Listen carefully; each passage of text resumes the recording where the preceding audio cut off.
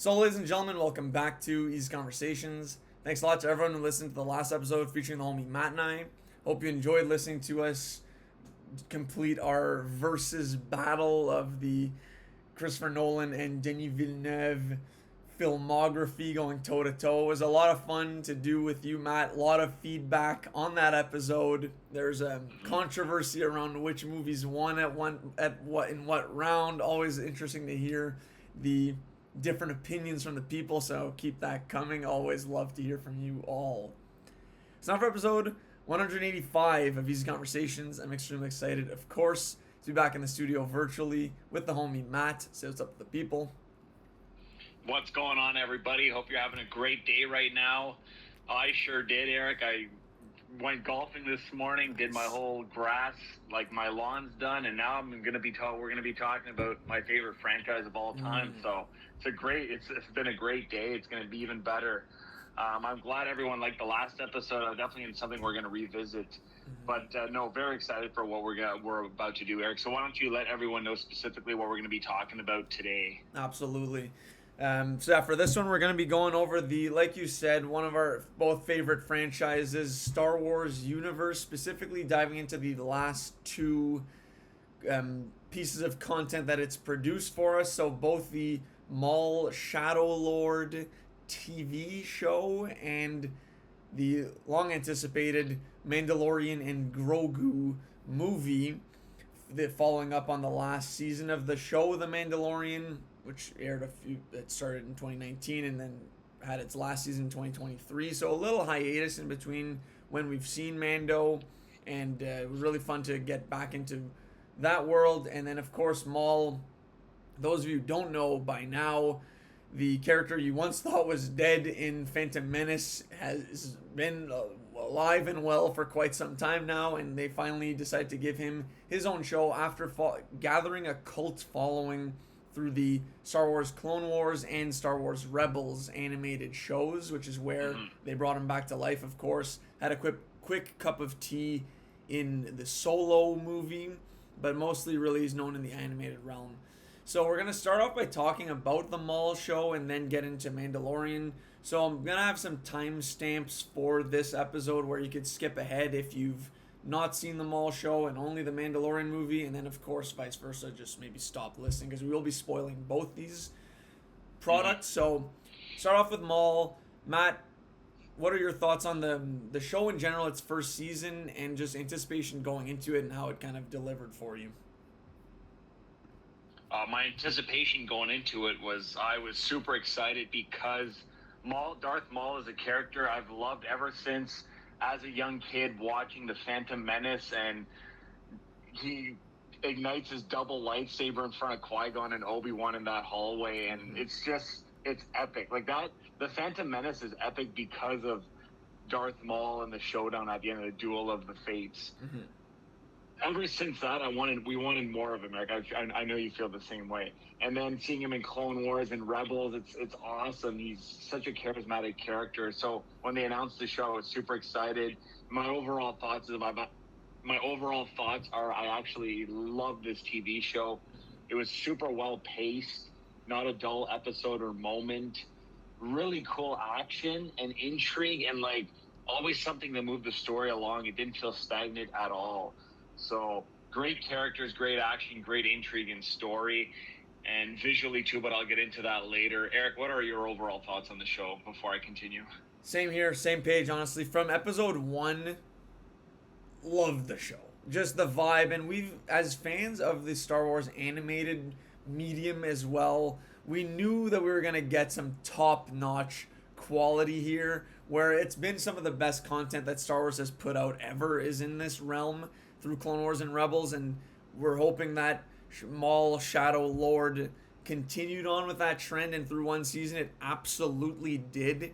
So much fantastic action in almost every single episode. We're getting lightsaber action, you're getting some criminal underworld side of things where this is happening. The show is set 1 year after the events of the Clone Wars, and Maul has already, we've seen him try to establish himself as a crime lord, for a crime lord syndicate, and just build a following of loyal grunts and mob bosses. He kind of has, in the past, been responsible for running different crime families too, who had betrayed him. So now he's out for vengeance. So just a lot of intrigue right off the rip with those two things.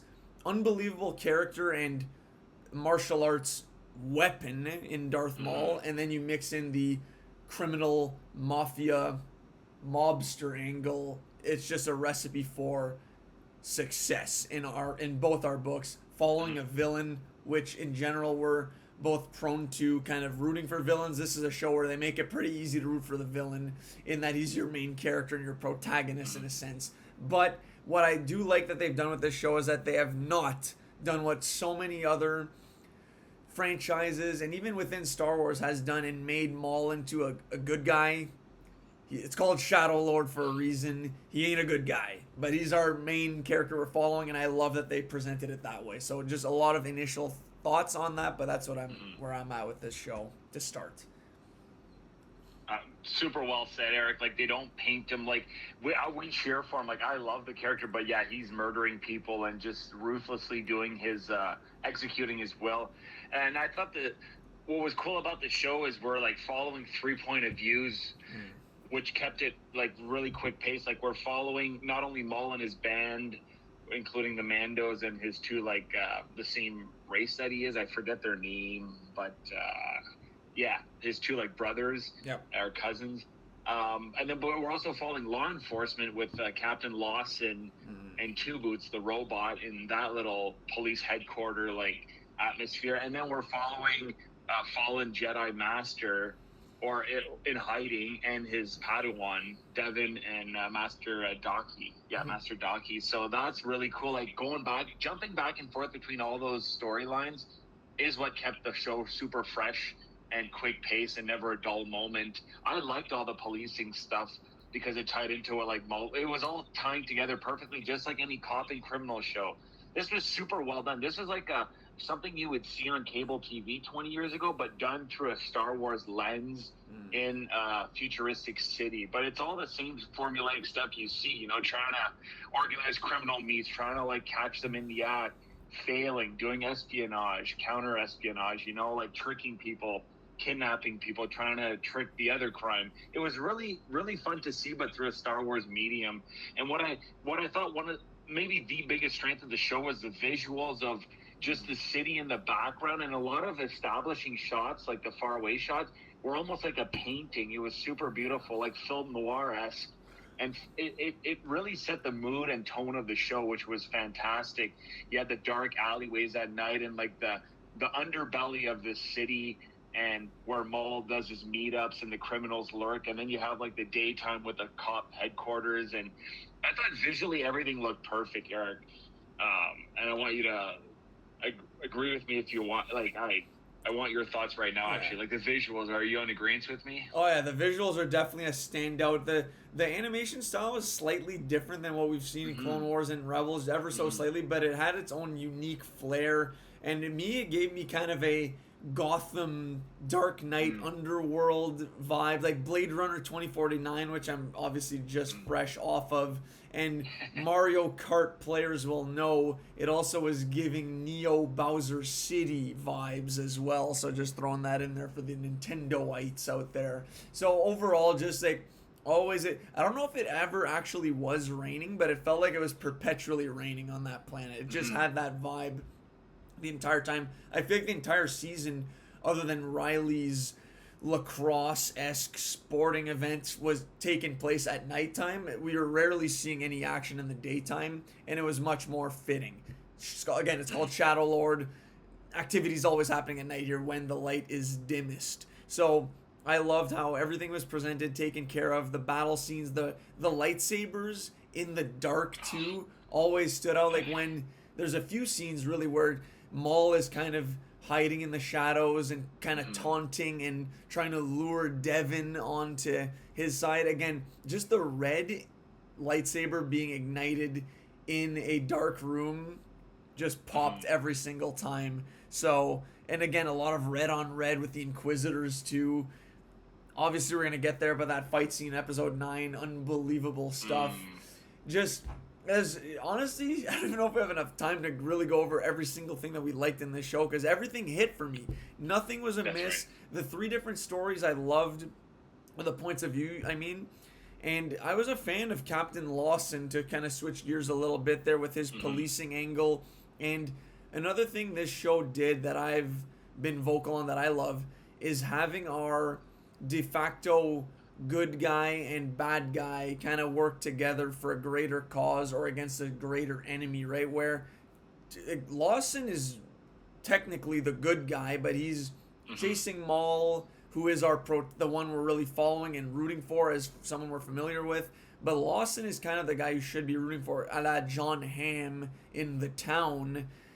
But you don't hate Lawson. You kind of like both of them, and I like seeing them both team up together against the Empire's oppressive regime, which the more we get with these animated shows, they keep just showing the stranglehold that the Empire had on all these outlier systems and imposing their will. And that's where you kind of can see Maul as a good guy, where he's trying to make people see that the Empire is not out to help you. It will reduce you to ash and just extract as much as it can out of you before throwing you away into the garbage on garbage day, as Sidious did with Maul. Yeah. So I just like that he's kind of pushing that narrative as much as possible and kind of trying to incept that idea into Devin's mind.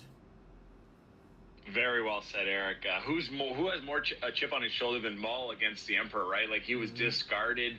You can see it in his face when he's talking and in what he's saying. It's you said the Empire stranglehold. I like that you said that, Eric, because we see it.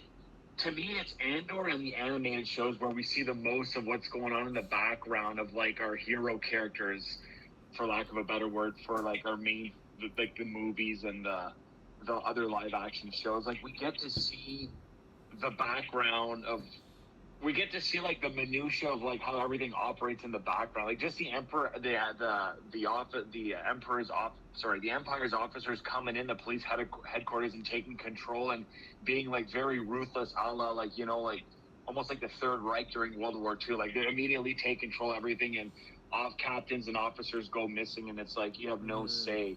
There's a lot of comparisons there, which was well shown. They don't like what the show does well is they don't overly go too heavy deep into a topic.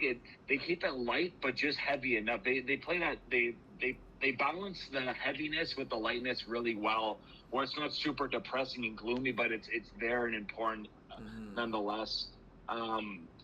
As well as Donkey and Devin, like, his trauma of, like, being a runaway Jedi, surviving Order 66, and, like, what they're doing is super traumatizing. I thought Donkey was, like, gonna bite the bullet, like, 100 times before. 100%. Like, every episode, I'm like, oh, please, not this episode. It was super badass when he jumps on, like, the freeway, the Mario Kart lane, and, like, jumps that vehicle above him, like, with the Force. That was cool. Yeah. Really good voice actors, too, they got to do, like Lawson, Wagner Moura was Lawson, and Dennis Haysbert was Donkey, and he has a great voice. And the guy who does Maul, I forget his name, Sam Witwer. Sam Witwer, yeah, he's amazing. I love when Maul's, like, talking kind of slowly, like, monologuing. Like, he's got a very theatrical, like, commanding voice. Yeah. I love it. Devin's struggle, like, we see her struggle, like, her she doesn't know what she wants to do. She's lost, and we get a lot of, like, parenting scenes from Maul where he's trying to, like, get her, but it's not working right away, but then eventually he does. Like, that was all beautifully played. Yeah, the characters were fantastic. And again, just through an animated medium, Eric, like, the best Star Wars in the last 10 years, 10, 15 years has been animated. It's remarkable what they've accomplished, and I just want more and more of it. Give Dave Filoni, like, as many shows that he wants to do animated wise. He's amazing. Want to talk about the lightsaber action? Like, the lightsabers look slightly different. Like, there was very fast paced lightsaber duels, I noticed, but I had no problem with that. What about you, Eric? You like that super hyperactive? Well, one of my biggest complaints of the sequel trilogy is that the lightsaber action was slowed down to a Zootopia sloth-esque pace, which I don't know what the reasoning for that was. Like, oh, it's more realistic. We're talking about lightsabers here. None of this is realistic. Let's give us Mustafar-esque speed, which is, this is probably the fastest lightsaber action we've ever seen out here, and it was always electric stuff. Like I mentioned earlier, episode 9, the Devin, Docky, Maul versus the two Inquisitors, Merrick and the Crow Mask Inquisitor. Unreal stuff. Like again, probably the biggest highlight of this season for me was the constant lightsaber action. And without skipping to the end now, I want to say that for me, and I think this is a sign that this show is truly great, in that a lot of stuff that happened, I predicted to a T it would happen, but these weren't even outrageous predictions. It was quite obvious. Devin is going to turn, Docky is going to die. You even said every single time the guy popped up on screen, like, he's dead. Like, that was as of episode 2, I want to say.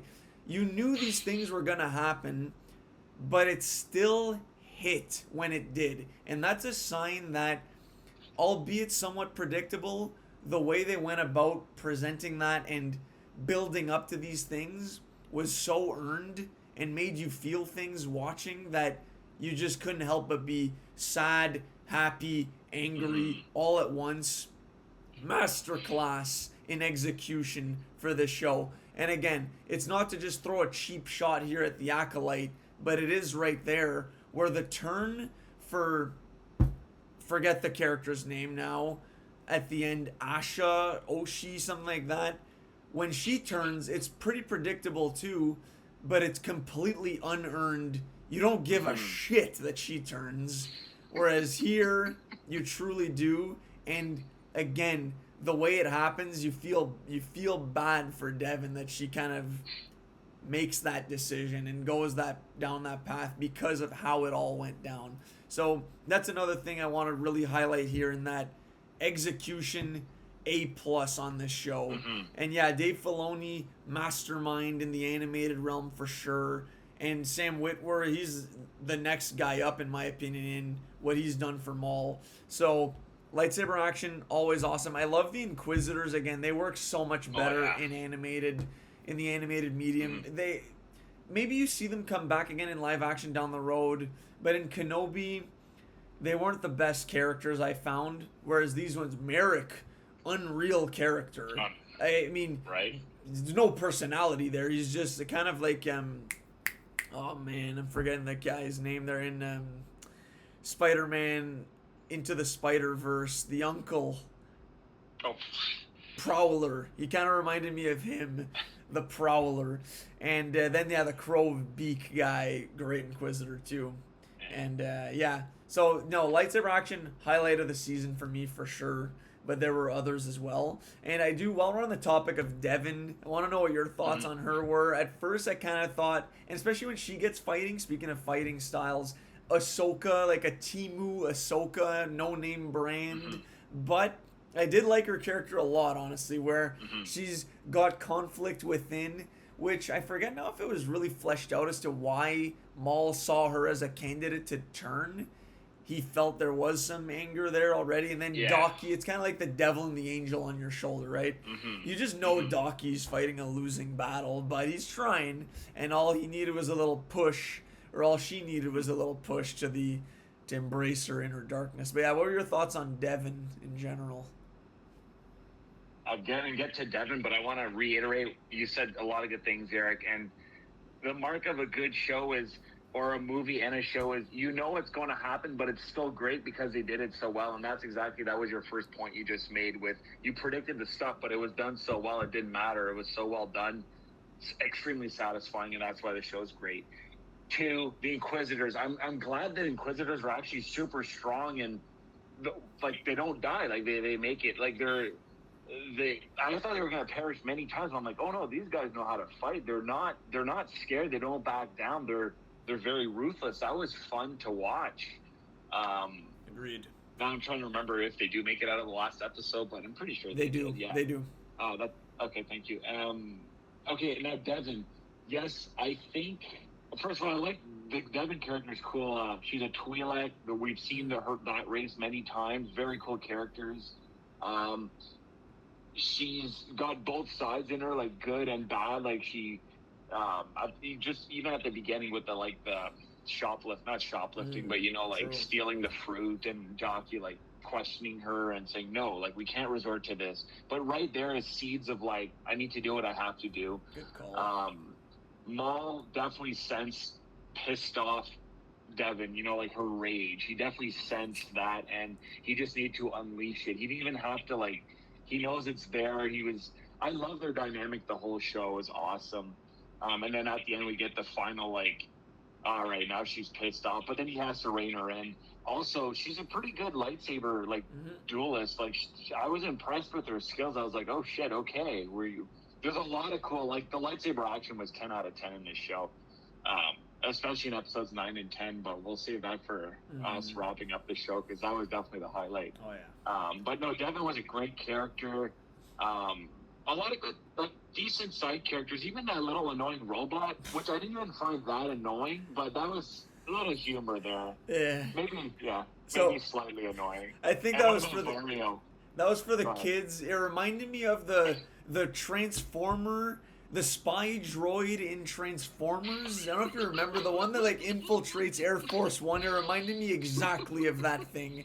But that's another crazy thing, is when that droid got split in half, I was kind of sad, honestly, which is insane. I hated the droid, and I still was sad it was clipped. So it is wild how this, again, I've said it once, I'll say it again, the show made you feel some emotions, and yeah, just a lot of great characters, and a lot of original characters. In the two Jedis we mentioned, Lawson, he's going through it I just felt bad for his son, honestly. Just always I'll be at your lacrosse-ish game, but he's not going to be there. Shows up for one point and then has to dip out. It's man, take a sick day, my guy. Take a family, be there for your son. There's just a lot going on. And how about Two Boots too? Before we kind of clean up the character route, before we get into 9-10, Two Boots for me was just your typical new age droid making these comments. I don't know, he was okay. I feel the boots were pretty funny, not gonna lie. I enjoyed him. He was rocking Uggs, it looked like. And then again, when he had to be more protocol compliant, I felt bad for Two Boots. So these droids are just getting to me. I find them annoying, but then when they get stripped of their lives and individuality, I feel some stuff. But I guess that's all I have on Two Boots. You?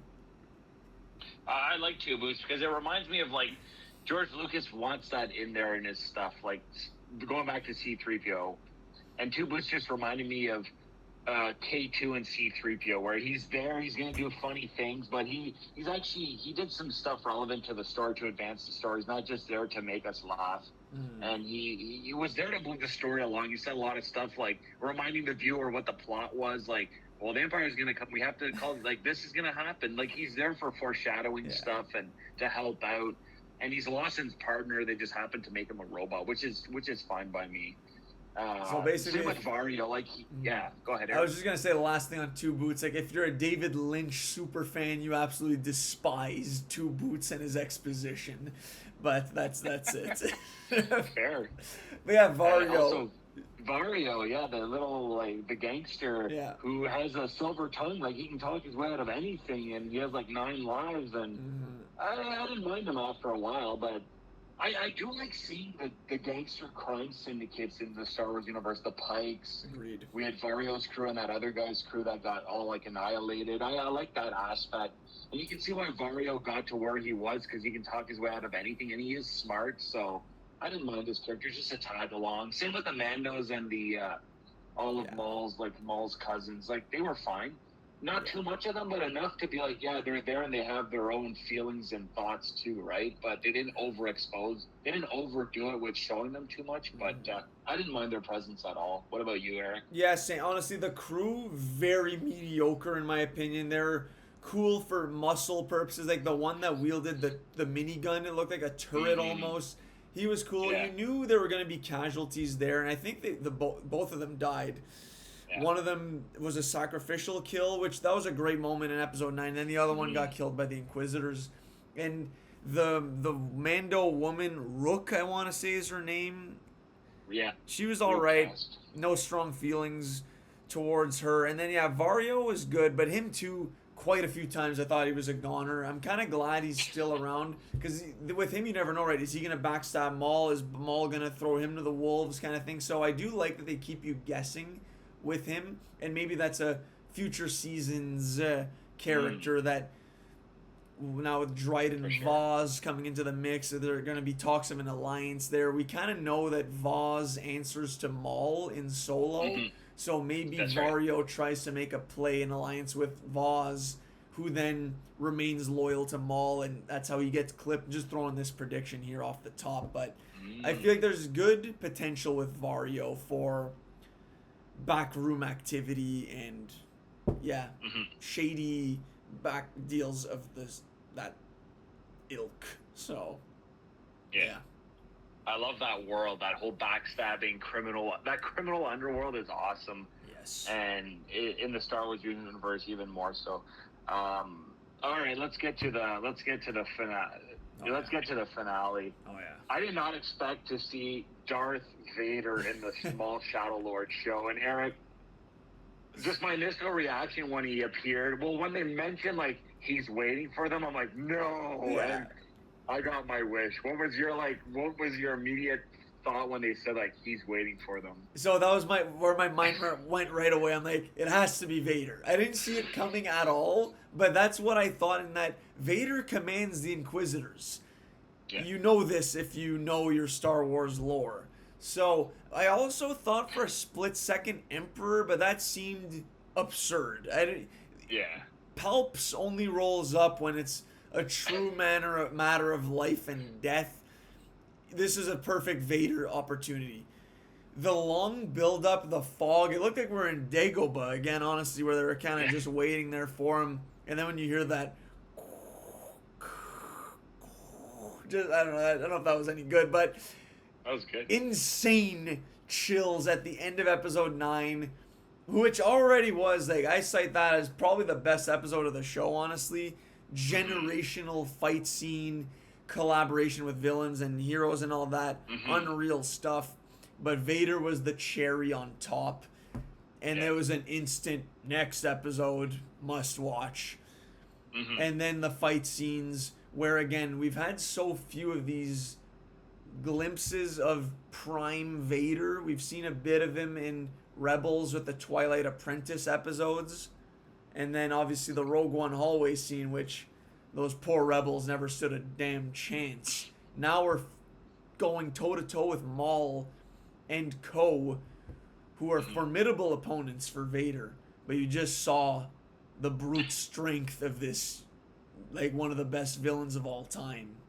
Yeah. Just slow, methodical movements that overpowering 3 Jedi and Sith-ish characters. So cool to see. There's a lot to get into in this episode, but that's kind of my initial thought on seeing Vader and how he went about his business. Unreal stuff. Yeah, before the Vader stuff, we had the really cool action sequence over that acidic waste swamp, like that our characters had to cross. Like, that whole sequence was amazing. How each character was making it across. The ones standing behind were defending against the stormtroopers and the Inquisitors, and it was like almost like a last stand type deal. And they actually get away, and you're all excited, and then they emerge, and then the final boss is there waiting for them. And he is like a horror villain in this. In these episodes, like, I don't think he doesn't say a word, and he's just scary as hell. And he has like pop up, like there's jump scares with Vader. My mind was blown, Eric. I was like, oh my god, he's like a horror villain. Yeah. I loved it, and he's so casually fighting them. Like, I'm not wasting any strength. I'm wasting just as much strength as I need and effort. I'm using just as much effort as I need. He was so effortlessly fighting them. It was beautiful to watch. Oh, I loved watching that. Honestly, the last few days I've been watching Vader clips of old shows like Obi-Wan show and the Darth Maul or the Rogue One hallway scene, just because I can't get enough Vader. It was awesome to watch. Put a smile on my face. Just hearing the breathing, I get goosebumps. Like it's one of the best characters ever put on screen in any movie or TV show. I don't know what else to say. The fighting was awesome. The red, like where it ended up and what happened at the end, I liked. Not too many deaths, just one. But kind of like they got away, but they were definitely badly bruised now. Yeah. And it was sad to see Lawson go. Honestly, that was a little that was sad too, Donkey and Lawson. But yeah, a lot of like sad emotional parts. Honestly, in this episode, Eric, is I don't know about you, but it was very emotional at the same time, like goosebumps and thrills, but also very emotional. That's what I get from the last episode. Oh yeah, man. Like, so now getting to the fight itself, right?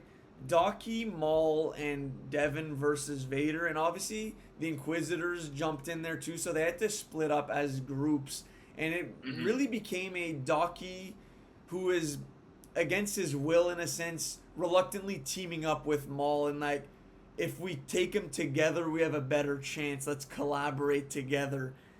The whole time I'm thinking like, okay, they're gonna try, but we know Vader's gonna overpower them, and Maul has an agenda here.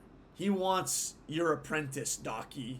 Do you not realize this? I guess not. He was just seeing the good in Maul. He was kind of hoping that Maul could be on the right side of history and try to take down this clearly looking villainous entity, right? And they teamed up. It looked all right for a while.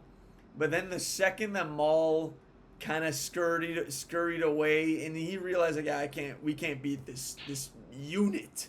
I'm gonna dip and go help Devin. And then Docky looks back, no backup. I was like, all right. The 7 other times I thought Docky was dying, well, this is the one where it's happening. And I was sad. Honestly, like, I was crushed. I felt so bad for Docky, and he was trying.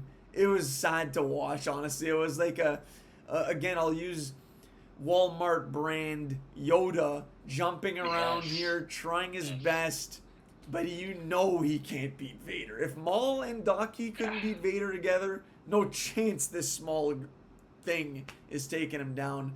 And it was just brutal to watch. And not only that, but Maul also was kind of helping Vader in that he force pushed Docky a couple of times during the battle, and you could tell he knew, like, whoa, what just happened there, and it was throwing him off his game, which was already, he was shorthanded against the Edmonton Oilers out here on the power play.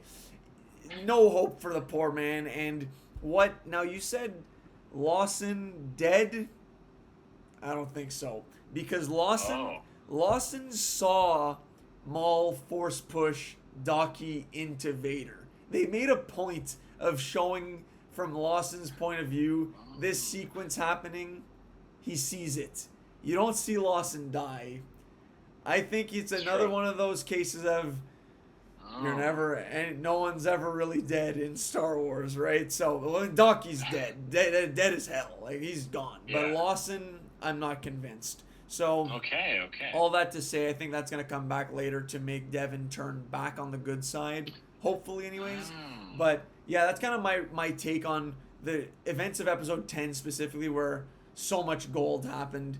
But me too, like, I thought Lawson was dead as well, but then thought back on why they showed us that point of view clip, convinced myself otherwise. And maybe it's just foolishly with a Docky mindset that only good happens here, but that's kind of my take on it. I don't recall that, honestly. Maybe I forgot, but I don't remember those events. But that's awesome. I'm gonna have to rewatch that episode, Eric.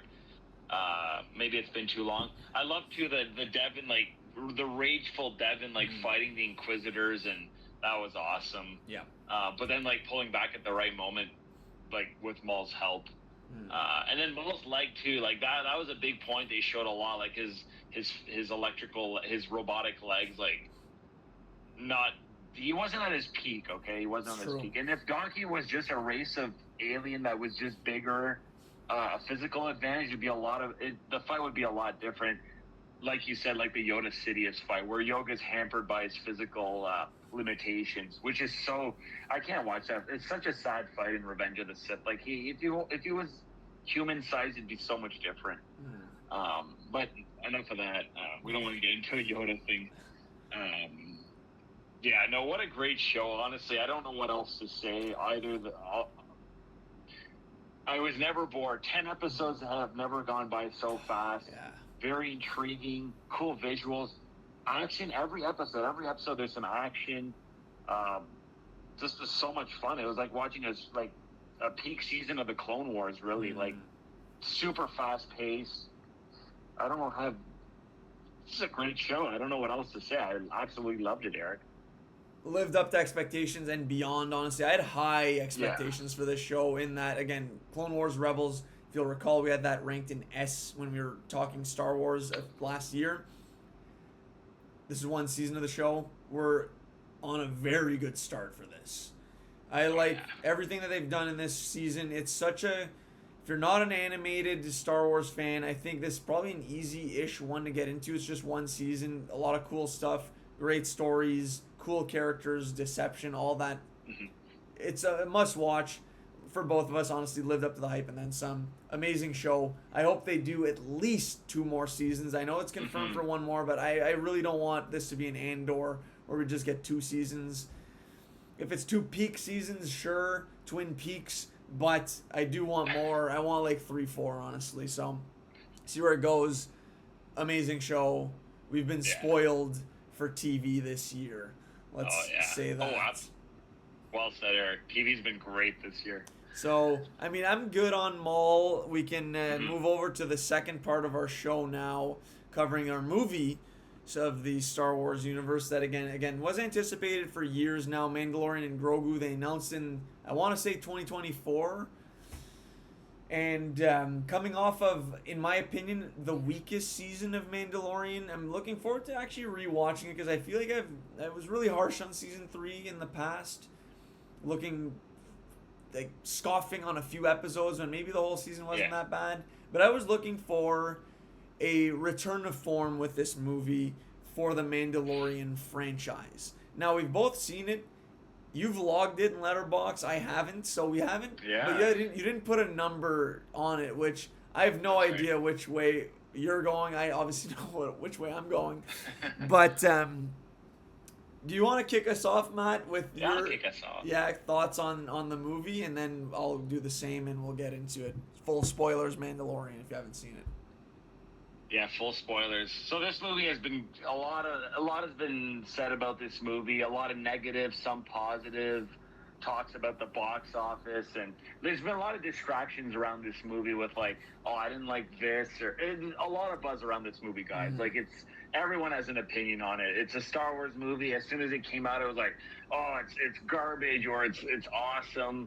I went in with medium expectations, Eric. And at the end of the day, I enjoyed watching this movie in the theater. I saw it in IMAX. I thought it was a very fun movie. I thought maybe it could have been more cinematic and the stakes be more important and the story overall in Star Wars move along through cool plots and stuff. That's not what we got in this movie. What we got is more like a really badass season of The Mandalorian, but not something as cinematic as I would have liked to have seen. Maybe more characters in production. But what I did watch at the theater was a very enjoyable side quest adventure that was visually a 10 out of 10 with a fantastic score by Ludwig Göransson. Like, the guy's a genius. And it was fun to watch that. But at the end of the day, I wanted something more epic and cinematic with higher stakes. That's how I sum up my initial thoughts, Eric. And I'm very curious to hear yours. Yeah, no, great rundown of it, honestly. And it going into it, similar experience for me where, honestly, now, just as a note, I'm going to stop going on Letterboxd, looking at reviews before I see a movie, because it does get in my head when I hear, this movie sucks, I hated this, 2.5 star, whatever. You can't help but kind of be influenced by what you see. As much as you say, and as much as I say, I have my own opinion on everything. I'd be lying if I said those things don't get to me at all. That being said, we're on the same page here, Matt. I honestly enjoyed this movie. Okay. I had a great time with it. Is it the best thing ever? No. Was it a fun action Star Wars movie? Yes. I had a good time with this. No shame in admitting I do not think this is the worst thing since Revenge of the Sith. Like, it's worst Star Wars ever. Not at all. And honestly, if you why do you think it's that bad? I'd love to hear your points. I do think it's because people hold Star Wars for some reason in the highest standard, and anything less than 95% is a fail, which I think is crazy given the amount of misses we've had, specifically since the Disney acquisition. And even if you look back at the prequels, people were dunking on them. So It's true. it's just people love to hate. It sucks, honestly. If I feed into that, it's because I genuinely think I dislike it, honestly. But so again, people are allowed to not like it. It's fine. But I like this. I thought the action was definitely my highlight of this movie. From the opening scene, unreal first 10, 15 minutes with Mando and Grogu just entering that, again, snowy fortress, trying to find that Imperial warlord. Who for a second I thought was Wagner Moore, honestly. I'm like, is that Captain Lawson? But it wasn't him. It sounded like him, though. As soon as I heard the voice, I was like, is that him? But, yeah, so that was a highlight. And then, not just going to cite every single action scene in here, but for the most part, whenever there was action going on, I was dialed in, loving what I was seeing. Similar to you, though, was it the best story of all time? No. Did it have a major influence and impact on the greater story they're trying to tell? No, right now, but maybe it's a Rod the Hutt becomes a key player for the New Republic down the road. I would kind of hope so, because he's your new now big chip who you've acquired. Mando maybe taking on more ownership and a leadership role in the New Rebellion or the New Republic. So, anyway, stuff like that. But yeah, action was the highlight. Not as bad as people are saying it is. Good looking movie, although I do have a few complaints about some stuff visually, but those are my opening thoughts on it. I'm glad you feel that way, Eric. Way overly hated, and even talking to people I know, they're like, I'm not gonna go see it. They like all the comments are affecting people's willingness to give this movie a chance. As is the case with any giant movie, honestly. Like the Odyssey, we're gonna go through the same thing with like the super polarizing reviews. Yeah. But yeah, like to get into it, the action was great, but felt very episodic. Like, all right, it's been half an hour, big action set piece. Like it was like watching four episodes of an extremely super well done show. But yeah, I loved it. Like I loved seeing the world. Like when they kept traveling, like it's like, okay, Mando, go here, now go do this. Oh, now you got to go do this. Now Mando, now fly here and do this. I didn't mind that, because it's like following someone's adventure and job that he has to do. And I like Rhoda the Hutt. I didn't mind. I couldn't even distinguish Jeremy Allen White's voice in it, but whatever. That's a minor complaint. But I like seeing that whole like gladiator pit and that illegal criminal world. I don't know why Martin Scorsese wanted to voice that food vendor, but he has bashed Star Wars and Marvel movies in the past and superhero stuff, but like, I guess, I don't know, money talks. But it was kind of funny, actually. It was like a character out of Goodfellas, just like spewing dialogue. That was funny. Grogu was awesome. I like the animatronic, like no CGI Grogu. It's kind of like jarring to see sometimes, but really cool. Grogu was really fun to watch in this movie, and he's there for the kids, right? This is a movie that kids are gonna really appreciate, because it's not super dark, it's lighthearted. The hero gets away. Like, not once did I think Mando and Grogu were in such peril, like, oh my god, what's gonna happen? But it was so fun. Like, at the end of the day, the kid inside of me loved watching this, and I was giddy, and I like seeing Mando being a badass. Like the opening scene in the mountains, that was awesome.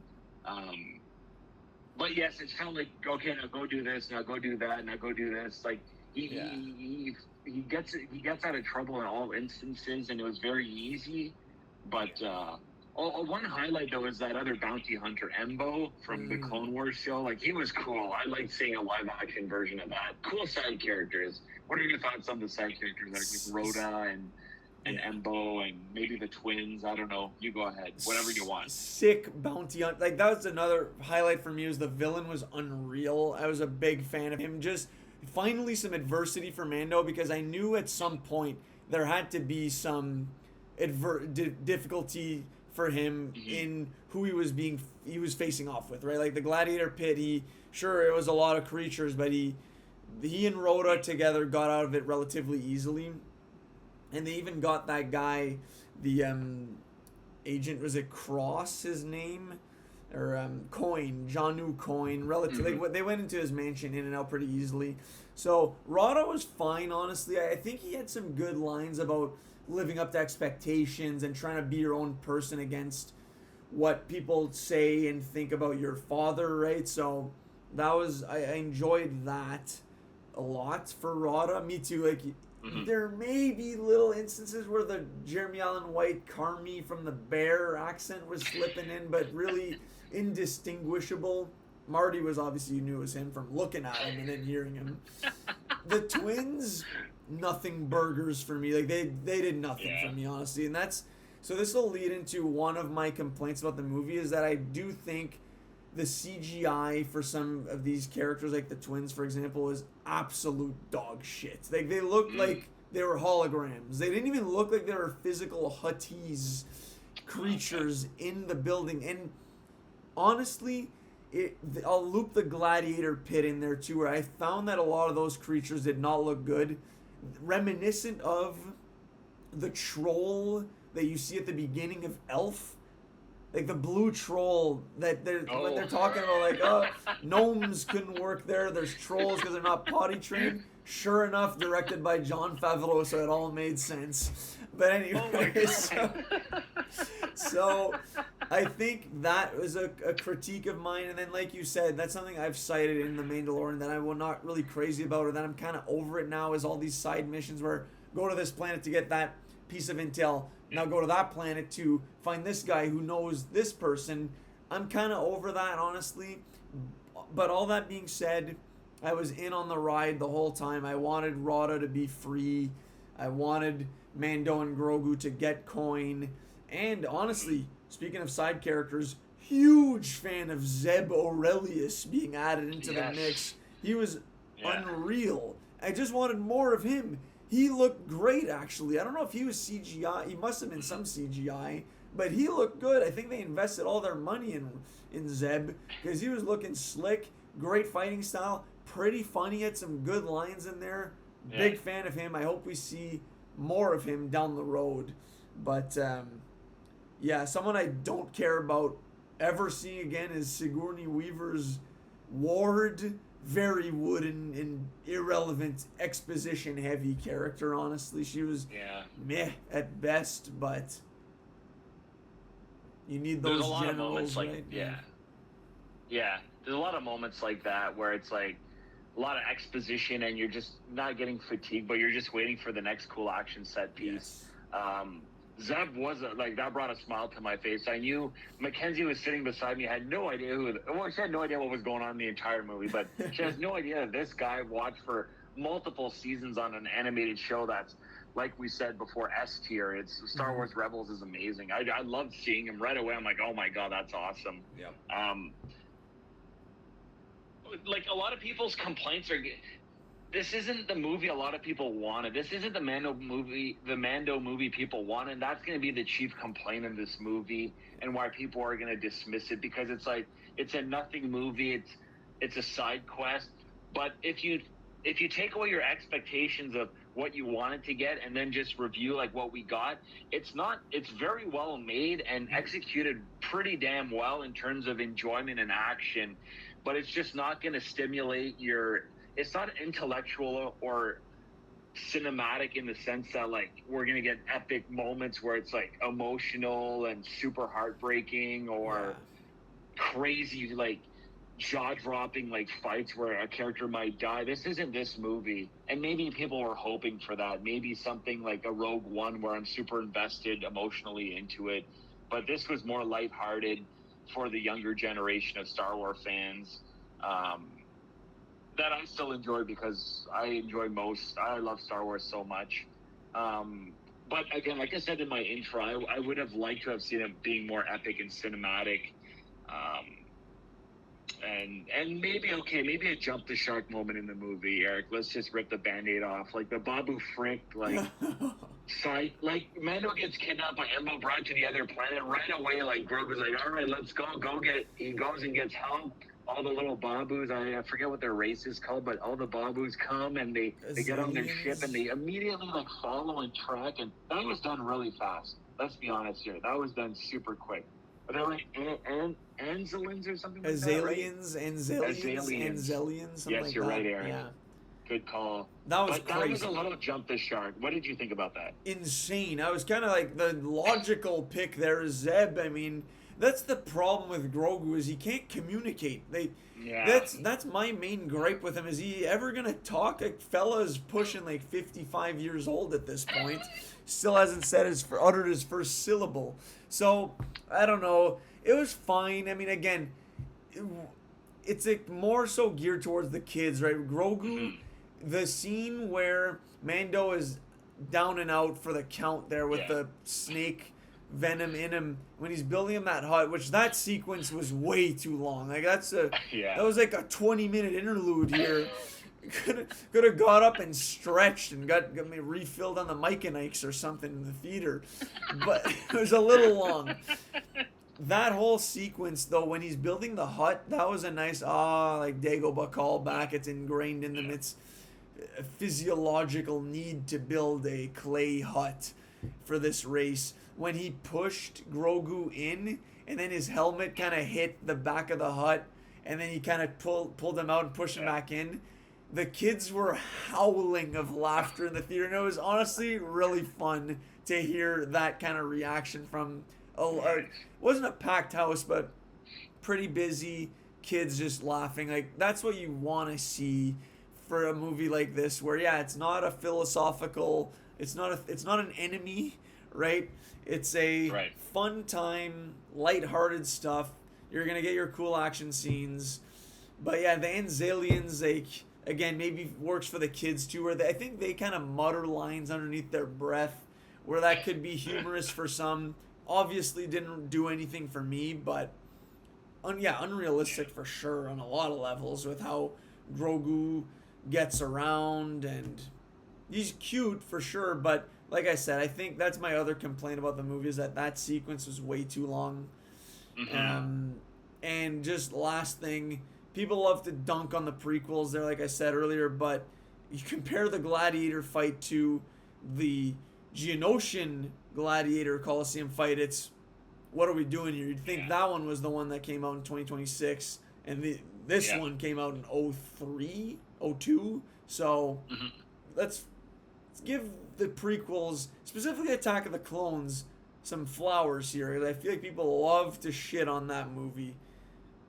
Not as bad as it seems now, isn't it? But anyways, I couldn't agree more, Eric. And people will rip the Babu and his crew apart, but like love Return of the Jedi. But guess what? Like, the Ewoks are just as jump the shark moments. And some people don't like the Ewoks either. The older Star Wars, the older folks that love Star Wars.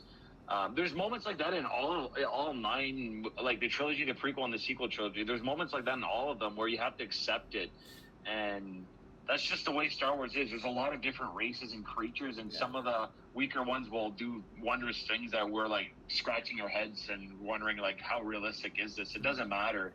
And yes, it was funny when he kept slamming his helmet into the little hut. I even chuckled a little. I didn't. My house was not packed at all. Like, I went at 9:30 at night, opening weekend, and it wasn't even that busy. I was like, oh boy. No, it's super fun to watch. Like, his Mandalorian armor, the look of this character is like iconic. It's awesome. He looks like a star of a Western. Like, doesn't say much, has really cool gadgetry and weapons. Super badass. I could watch endless side quests with Mando. It's just, to drive me to the theater for a movie, I wanted more. But I was still happy with what I got. I just wanted more, selfishly, I guess. I would have been fine watching this as season 4 rather than a Mandalorian and Grogu movie. But then again, what does a Mandalorian Grogu movie look like in my head of what I want? I don't know, right? I'm one of those, I don't know what I want, but it's not that. That's not what I wanted. I want something else, but I can't tell you what I want, right? So it's an impossible task. You know, we love this franchise so much. We're picky, but we're very accepting, and we still like most 90% of the stuff Disney and Star Wars puts out. Like I like, so no complaints. What you just said is like almost the perfect encapsulation of the mind of a Star Wars fan. It's like, I don't know what I want. This wasn't necessarily it. I liked it, but it's not what I would have wished that they did. Like, it's like you don't even know, like, the people who are hating or despising this, what exactly would have been your movie here? What would you have liked to see? And maybe some of them have fantastic ideas, but I don't think this is that worthy of getting too upset about. It's an adventure movie. It's set in a cool world. We got to visit some new planets. Mando's cool. The action, like, you can't really complain about the action. I think you're kind of reaching if that's your take, but it was still a serviceable movie. I'll rewatch it for sure. This isn't a Last Jedi, Rise of Skywalker, I'm done with this movie kind of thing. But, and again, this is kind of in my mind, it's in the same vein as a Solo, which also got hated on a lot, which really is a fun movie, little adventure. You find out a little more about, I guess you find out more about Han than here. You don't really find out much about Mando, but we didn't need to either, honestly. We've explored his character through 3 seasons of the show, and it's more so about the missions than the man, right? That's more what his whole thing is, right? So it's like the man without a name. Might as well be that. So I wonder about if we're done with the movie now, maybe we talk about what's next for Star Wars in general, but Star Wars on the big screen. In that, would you want to see another Mando movie or a Mando season 4? And what does that look like? I know you just said you don't know what that looks like, maybe, but which one would you prefer having at this point? I would prefer a Mando like in the TV format, but not necessarily another Mandalorian season. I'd like to see Mando as more a character that shows up in other shows. That's what I would like to see. We did see him show up in the Book of Boba Fett, so there's hope for that. But I would like to see him as a character that maybe pops up in a show, but not he's the main focus of the show. Even, you know what, throw him in a movie as a side character too if you want, but movie first. Like, I think Star Wars is way more comfortable right on the TV format. Continue exploring that avenue, because the movies in look at the last 5-6 movies, Eric. They've been, even the prequel trilogy was kind of a lot of haters. So like it's hard to make a great Star Wars movie, like, It is. to please everyone. I'm saying, like, I don't know what the next movie's gonna be, but it's gonna be a tall order. Like, I'm kind of nervous for them. So no, Mando belongs, I think, in the TV format, and maybe not necessarily the focus of that show, in my opinion. What about you? Yeah, I mean, I honestly wouldn't be opposed to another Mando movie. Just make sure, maybe make the story a little more interesting. But if they do a season 4 Mando, again, it's all hinges on the story, because I did love seasons 1 and 2. You introduce more First Order legit on the rise, perhaps, right? Where it's enough of Moff Gideon, Buddy better be dead at this point. But you make more of the behind the scenes, like we kind of saw with the Elia Kane character and the Shadow Council stuff from season 3, which is interesting. But you flesh that out a little more. You make Mando, again, try to take down the warlords. Like, I think if he's taken down warlords, there's more value there, because I think now we're done with the whole Mandalore. Like, who cares at this point? Yeah. We've settled this score. Now it's deal with the uprising of the rebellion. And I honestly, what I think is the best case scenario here is you introduce, it's a melding of our ideas, where you have Mando is not necessarily your star, but has been brought into the New Republic and is a key player going forward as part of a squad. And that squad consists of Ezra Bridger, Ahsoka Tano, Sabine, Hera, Zeb. Like, you get the Rebels gang, and you replace a Kanan Jarrus with Mando. Like that's kind of your sub in. Obviously, completely different characters, but I that's how like you it. go about it. And you're fighting Thrawn. Like that's your if we talk about Ahsoka season 2, I think you keep building up Thrawn. He wins, I guess, in season 2 or something along those lines. But you get everyone back in the main galaxy, and then the next movie is that fight against and the taking down of Ah. Thrawn. But in the end, his demise still sets up. Okay, Knights of Ren, you're set up here. Hux, Oh shoot. you take care of this. I feel like that's the way to go. Where you've built up Thrawn through Ahsoka, you keep making him the guy, gets taken down in the movie, and that kind of Mhm. naturally leads into the First Order in Episode 7. A clean bridge to Yes. the Force Awakens. I was like, what's the title? Oh, I like that, Eric. Kind of like an Avengers team assembling, like the Rebels, but Mando instead of Kanan. That's all. That's a great idea. I would love to see that. I'm excited for like Ahsoka season 2 because I love those characters, like we talked about when we did the Ahsoka show. So I have high hopes for that. I love that idea a lot. Combining characters, bring them together, forming like a group of badass characters that we follow and that have been already developed through the TV show, like animated medium, and now they come to live action. I like that idea a lot. Yeah. It requires you to have seen a lot of past stuff, right? Kind of like the MCU. So it's a lot to ask. It does, and it is a lot to ask, but I do think there is a way you could go about it where you make the movie called, again, Heir to the Empire, and you just have, like, again, you do a credit crawl for that movie. Where it's like, Okay. or because they had a credit crawl in Mando, right? But it wasn't your typical one there. But you kind of set the tone for Grand Admiral Thrawn has returned, and it's no somehow Palpatine has returned. If you've seen Ahsoka, you know how he returned, and then Right. you're kind of just giving the context for he has now recruited a fleet of whatever, like whatever he's bringing in those coffins there from season 1 of Ahsoka.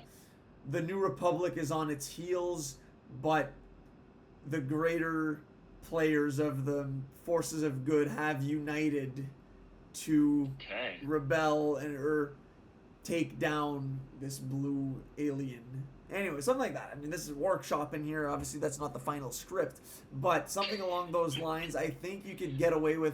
Hey, if you've seen the show, it's great. If not, these are your characters. Like Zeb is just in Mandalorian Grogu. If you don't know who True. he is, he's just like, okay, that's a sidekick of Mando's. Doesn't ruin your experience. Elevates if you've seen the shows. Well, I like that a lot. Yeah, we don't have. Yeah, you're right.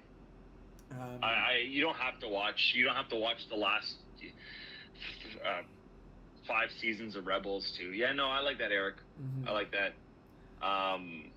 Yeah, like I'm very cautiously optimistic for the future of Star Wars, just because we're so like the Star Wars fans are so we're not worried because I'm not including myself, but there's a lot of picky. Like we're so diehard that we criticize every single aspect, and like people are criticizing Pedro's mustache when he took off his helmet. Like, why does Mando have a mustache? Who gives this shit? Like, why are you focusing on this? Obviously, because Pedro doesn't want to shave his mustache off, and he has other roles to do. Yeah. That doesn't matter, okay? Why are you? I hate shit like that. It pisses me off when Letterboxd reviews say stuff like that. It's a freaking Star Wars action sci-fi opera movie, you know, like. We can pick apart any movie like that, any movie, not just Star Wars. So I hate that people do it because they do it just for Star Wars, just to like they know it infuriates the people that like, you know, they know they're battling the people that like the movie. There's the two sides, right? There's like the contrarians and like the ones that like most of what Star Wars has put out. But anyways, I guess that would be me. I like the side that we're on, Matt. And so I think that's it for Mando. So you said you don't even know what's next. I think the future of Star Wars in the animated realm, I'm really not worried about that. I tend to have faith in what they put out. I think it's going to be good.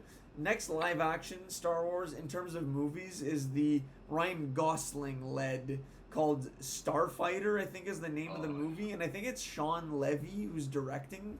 So he I believe has done the Deadpool movies, it's definitely the last one. I think he did Deadpool and Wolverine. So he's no stranger to action with comedy. Same goes for Ryan Gosling. I feel like that you have the potential there for a charismatic lead with some good humor. I want to say they had approached Mikey Madison to get. She's not in the movie there. Just not. Don't get your hopes up. But I could have seen her being like some sort of Twi'lek. She could have that kind of look to her where she could pull off the double the tail hair. But anyways, so I'm curious to see that. I know nothing about that movie. I have no clue what the plot is, where it's set, when it takes place. Mm-hmm. No idea. It could easily just be a standalone story that happens in the Star Wars universe that's completely unrelated to the First Order rising and everything, the Skywalker saga, which I wouldn't hate, honestly. Just give us a good space movie, I guess. But exactly. Lord knows if it has any ties to the Skywalker saga and there's some New Republic activity involved, you already know my guy Carson Teva is going to roll up at the last second. I damn near left the theater when I saw him in that X-Wing. It's like, of course they had to bring this clown around. I was waiting for him to pop up when they showed like the X-Wings at the beginning and the base. So like he's going to be there later. Filoni with his hat had to have him in there, which is fine. But Teva, thank God he only had one line where he was in the one scene, but. Yeah. It's like, man, just mix in some new officers here. Anyways. The man's logged so many flights and bombing missions. Yeah. Starfighter could be great. It could be like an Andor where it's like no one really important, but it's from a soldier's perspective, a pilot's perspective, which it could be epic. And if it involves major like story elements with the New Republic, even better. But I think it'll be like a standalone. It could have been called another movie, could have been its own sci-fi movie, but we're going to make it all Star Wars. We're going to make it about Star Wars and have that aesthetic. That could be really cool. Ryan Gosling might be a little distracting though in a Star Wars movie. He has so much gravitas and aura, right? Like, it might be jarring to see him in the Star Wars universe. That's how big of a star he is. Just like if we saw Tom Cruise as like a Sith Lord or a villain, we would be like, it would be jarring. You know what I'm saying, Eric? It might be jarring. Or Nick Cage in a superhero. Oh, wait a minute. Yeah, but nice. It could be a strength and a weakness. That's all I'm saying. Yeah. But no, Starfighter. I'm excited for that, I guess. Yeah. So there's that, and then Ahsoka season 2, which kind of gave thoughts on. I think that eventually builds up to the movie, but I'm excited for Ahsoka season 2. Looking forward to see what they do there. Me too. Yeah, anything else you wanted to touch on Star Wars related or anything you wanted to recommend? I think I'm good for Star Wars, Eric. Okay. I can recommend a couple movies. Yeah. Let me recommend a show, actually. Are you all done with your Star Wars, Eric? Yeah. Before we, okay. I was holding on to my Carson Teva bomb for the end. Okay, so there's this show on Apple TV that a lot of people at work recommended I watch because they know what my taste is, and they're like, "Oh, you'd love this show." It's on Apple TV. It's called Widow's Bay. They told me they sold me on the show, describing it a bit like it's supernatural folklore with comedy, Twin Peaks-esque in some aspects, a lot of Kubrick and Stephen King inspired like shots and themes. So right away I was like, all right, I gotta watch Widow's Bay. What is this? What is it about? Right away, episode 1, you know what's going on. Very mysterious. Like I said, this is a folklore mystery, but with a lot of funny comedy in it. Like, not funny gags, but just how the characters interact. Kind of like Twin Peaks funny, Eric, where characters are like a little odd and a little like unhinged and very quirky because it's like a small island, and the mayor, you're following the mayor, played by Matthew Rice, who is from The Americans. He's the main actor in The Americans. He's great in Widow's Bay as the mayor. He's trying to like drum up tourism, but lo and behold, every so often this island goes through like a curse phase and weird shit starts happening. Like I said, it's supernatural. I'm loving the show so far, Eric. I think episode 8 just came out. Like I said, there's some scares, comedy, very quirky laughs, and it's very hard to describe the atmosphere. Like I said, Twin Peaks is a pretty good description. Okay. Very weird show. that's how I'll finish my review of the show. But I'm really digging it. Widow's Bay on Apple TV. Like, came out of nowhere where I wasn't even gonna watch it, but so many people knew I would like it. So, and they were right. So Widow's Bay on Apple TV, really really good. Half-hour episodes too, Eric. Really easy to watch. So Never heard of this. I just looked it up. It seems to have great reviews on IMDb as well, which is a plus. So I don't have Apple TV right now, so maybe when we get back on it over here, that's a show to queue up. Because just looking at the cast really quickly, Stephen Root, who you'll know as Gordon Pibb from Dodgeball, also in there. So no, that'll be one to check out for sure. Looks interesting. I mean, I like Twin Peaks, right? So a show that can have that mysterious aura about it that keeps you guessing with maybe some supernatural in there. I like that stuff. So no, I'll check this out. Widow's Bay, love it. I'll go show as well. You kind of teed it up earlier. I'm assuming on purpose. So I'm going to talk about the latest show that came out on Prime Video starring Nicolas Cage called Spider Noir. So first of all, Matt, have you actually started the show up? Yeah, I'm on episode, just finished episode 4, actually. Okay. I'm really, you give your thoughts first and I'll give mine after. So we're at the same spot. I'm halfway through the show. I'm loving it right now. I'm a big fan. This is basically you're following Spider-Man variant in a sense where Nicolas Cage plays this guy called Ben Reilly, who's a detective investigating crime in, like, I think it's in the set in the 1920s. So right away it has a different aesthetic to it. It's old school. And what's cool about this show is that they give you the option to either watch in black and white or in true color at the start of every episode. So I watched the first episode in true color, then I switched. So my thought was to go alternate between episodes, color one, black and white the next, and then so on and so forth. So I watched the second one in black and white, and then I switched to color, and I was like, this is way better in black and white, in my opinion. I just felt like it, because it has that neo-noir, or that film noir detective vibe, it's so much better suited in black and white, and I strongly recommend that if you do watch the show, just go black and white. Maybe watch the first one in color like I did, but it's unreal. Speaking of shadows, I find the shadow play in this show are just unreal. It has old school flair where it's like these dramatic, like, the camera angles, it just looks like this was literally made in the 1920s. It reminds me of watching the Maltese Falcon back in university. It has that kind of vibe. So 100%. I'm a big fan. It's pretty funny and more on the adult side, I'd say. It's not rated R, but definitely a lot of adult innuendos in there that if you're a kid, this stuff is flying well above your head, as the spider does when he's swinging from building to building out there. So I'm a big fan. I think I'm going to get back into it because this is a show that's very easy to binge and that you kind of have to be binging because I feel like there's a lot of intrigue going on that you could forget stuff, that it's better served to just rip through this show. So yeah, those are my thoughts on it. Matt, what about you? I'm in agreement with you, Eric. I'm loving this show. Started the first 4 episodes. I watched one episode in color, and it was not as good as black and white, honestly. I'm going to go back to that because I watched the first 3 episodes in black and white because it reminds me of all those 30s and 40s film noir.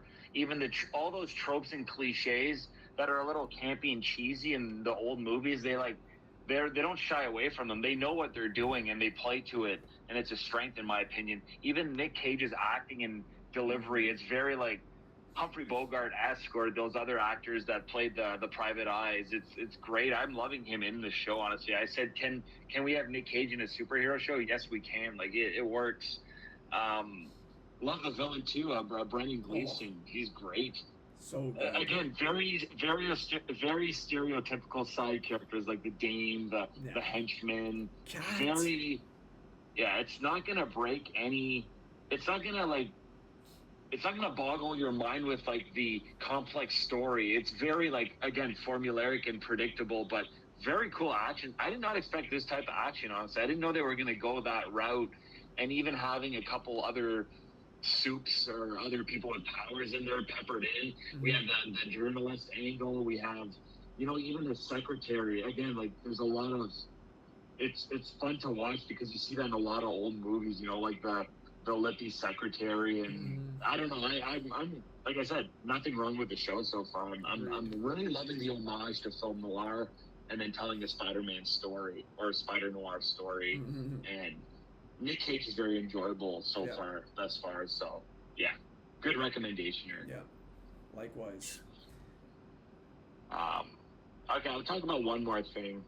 We haven't talked about the drama yet, right? Because I did watch it. I think I mentioned it, but well, I watched it, Eric, and this movie blew me away because it made me think. So the drama, the Zendaya Robert Pattinson movie, a week before the wedding, stuff gets revealed during a drunken conversation, and it just throws Robert Pattinson for like a wild ride of what is going on right now, and making him question a lot of things about his bride to be.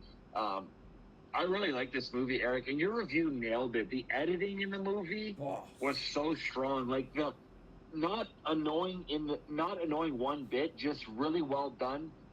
Back and forth to tell a story really well without wasting our time and wasting moments. It was, you had to pay attention because it was going like, okay, now we're back. Now we're going to a little flashback. Okay, now we're back to the present. Like it did it very tactfully, in my opinion, and kept me engaged during the movie. The dialogue in the movie is great. The performances are great.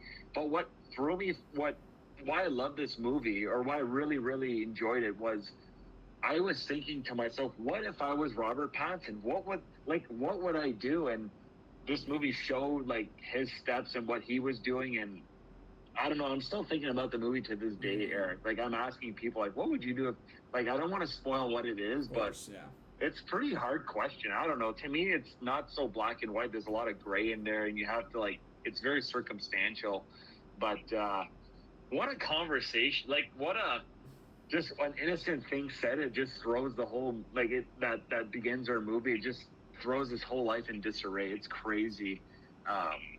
I don't even know what camp you're on, Eric, in the argument, but like yeah, your review nailed it, by the way. It was a really, really good review on your Letterboxd. Everyone should go read it, the drama. Because you mentioned, too, like, another character, what they admitted, and it's way worse, and I'm 100% in agreement. Couldn't stand her character, Alana Haim. She's annoying. It's not a spoiler there. Like, you go see the movie. We're not even saying what the big thing is in the movie, but like I don't know. I feel like for me, I was always on one side, and then stuff happens. You kind of. I mean, anyways, it was a great movie. Yeah. I'm probably gonna rewatch. Honestly, one of the best of the year in my opinion so far. For sure. Funny too. Great acting.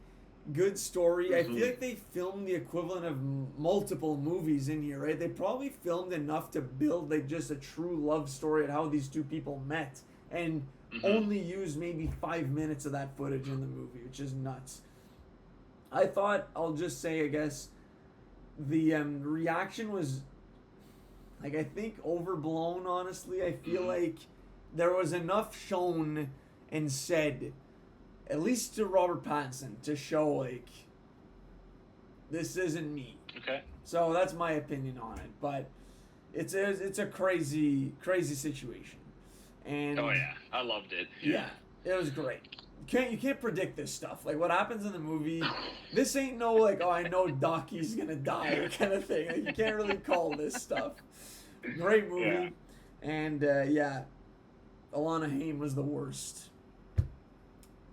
But, so me, I'll recommend, just in general, blanket statement where, I feel like every year in the 2020s, a rapper that both Matt and I have become fans of, Boldy James, has dropped more albums than you can count on one hand every single year. And other rappers are starting to take notice of that formula. And one that I want to highlight who has done so far, I think he's put out 5, if not 6 albums already. And in my opinion has been a return to form for this artist that I would recommend, just a few of the albums specifically, but have yourself a year. Wiz Khalifa, he's back in the music scene, and in my opinion, dropping some truly enjoyable, shorter albums, but I've been a big fan of the majority of the albums he's put out. Do I go back and listen to all of them start to finish? No, but what I like that he's doing is that he is putting these collab albums out. He's done 2 of them with Currency, who I know is not everyone's cup of tea. I'm a fan. But his latest album he put out, which is my favorite one of them all, is called Blog Boys Era. And it's with Wiz Khalifa and Machine Gun Kelly. So MGK is what he goes by nowadays. And this album is like just under 30 minutes. And the whole vibe, they called it Blog Boys Era because they kind of came up in a time where like you were putting out music on blogs and their come up was the same time. And this music truly has that, I would say, 2000s to 2010 feel where it's rap but also has some alt punk vibes to it as well. You'll see if you listen, there's for sure some songs will be like, okay, that's what he's talking about. There, for example, one of the songs, I know it's not punk there, but they have a Red Hot Chili Peppers sample in the song, and it's just a truly enjoyable summer vibe song. It's called Fill My Pockets. So I would just, if you don't want to listen to the whole album, listen to that song, and that'll kind of tell you, okay, I'm messing with this, let's give the rest of it a shot. And it's been in rotation a lot for me recently, now that the weather's nicer. It's been a good year for Wiz. Blog Boys Era is the album to single out, but the 2 with Currency, I like both of them, honestly. Roofless, it's called Records for Roofless Drop Top, something like that. Anyways, so it's summer music in my opinion. Wiz Khalifa doing good stuff in the music scene, so I'm looking forward to whatever he drops next. Maybe a collab album with Wale or something, I don't know. Just thinking of artists who put out music at the same time he was coming out. But yeah, Wiz, shock of the year. Might end up on the top 10. I'm loving this because this completely flew under my radar, Eric. So I wrote it down, and I'm gonna be checking this out. So that's completely had no idea. So thank you. Yeah, this is why we do this segment. Exactly. That's awesome. Yeah. Yeah, I got. I'm pretty good. I'm good for my recommend. Those were the 2 I wanted to highlight for sure. So people should check those out. Nice. I'll just say, I guess, last thing, it's not a recommendation, it's a reverse recommendation. Ooh. From our last pod. Matt, you had, I think, what, number 9, maybe number 8 even, Dunkirk on the Christopher Nolan side. Dog shit movie. Like, I just don't like Dunkirk. I'm just putting that out there. Maybe that's aggressive, but second time seeing it, I was really hoping I'd like it more. It's not it. So slow. Boring movie in my opinion. I mean, I know these aren't the vibes you want to end an episode on. I might cut this whole clip, who knows? But probably not. I read your review and I thought that those are my thoughts when I was seeing it at the theater. It should have been a 10 out of 10 bloodbath of a movie, epic sacrifices, but it was very like PG-13 cookie cutter, not even that thrilling, like edited. I knew what he was trying to do, but it didn't work. That's all we're gonna say. So all that to say, I've only seen it once actually, so maybe I would not rewatch honestly. Like, I was honestly falling asleep watching this. It was like 7 o'clock too, just to be clear. I wasn't watching this at 11:30 p.m. But anyways, so I mean, again, great times though talking about the Star Wars stuff with you. I think I'm glad we're both on the same page. Never know. I kind of thought we would be. I didn't think you would hate it, but you never know, right? It's but I'm glad we both enjoyed Mando, and then of course, I mean, I knew we were gonna be on the same page from Maul there. It was an unbelievable show. So Star Wars, you know what? Good year for it, I think, and looking forward to seeing what they do next year with Ahsoka season 2 and Starfighter.